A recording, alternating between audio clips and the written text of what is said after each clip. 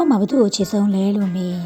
တယောက်တော့သူ့ကိုပဲဖြေမိမယ်အဲ့ဘသူလဲဆိုတော့အဖေအခုလိုပြောလို့မေကိုမချစ်ဘူးမတင်နဲ့နော်အမေကိုလည်းချစ်တယ်ဒါပေမဲ့အဖေကိုပိုချစ်တယ်ဘာလို့လဲဆိုတော့ချစ်ပုံချစ်နီးกว่าလို့အမေချစ်တာနဲ့အဖေချစ်တာလုံးဝမတူခဏလေးဒီဗီဒီယိုအမေမမြင်ပါစေနဲ့ဘလို့မတူတာလဲဆိုတော့အဖေကကြတော့အရာလုံးကိုယ့်အကူစူးစမ်းနိုင်အောင်လုပ်နိုင်အောင်နောက်ကနေပြီးစပို့ပေးတယ်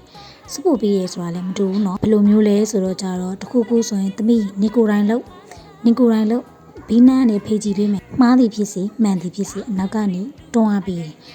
မှားနေရင်လည်းဘယ်တော့ခါမှမဆိုးထောက်ပြမှန်နေရင်တော့ချီးကျူးတယ်လို့လည်းမဆိုလို့ပဲနဲ့အမြဲတမ်းစင်ပြေတယ်နောက်လေဒီလိုလှုပ်ဆိုပြီးအမြဲတမ်းတင်တယ်အဲ့တော့ဘာရလာလဲဆိုတော့တခုခုဆိုရင်မကြောက်တော့ဘူးလှုပ်ရဲလာတယ်ပြောရဲလာတယ်ကိုမှန်နေတယ်ထင်လို့ရှိရင်ဘသူ့ကိုမှဂယူးဆိုင်စရာမလိုတော့ဘူးအဲ့ဒါအဖေပေးတဲ့သင်ခန်းစာပဲအမေကကြတော့အဲ့လိုမျိုးမဟုတ်ဘူးကွာ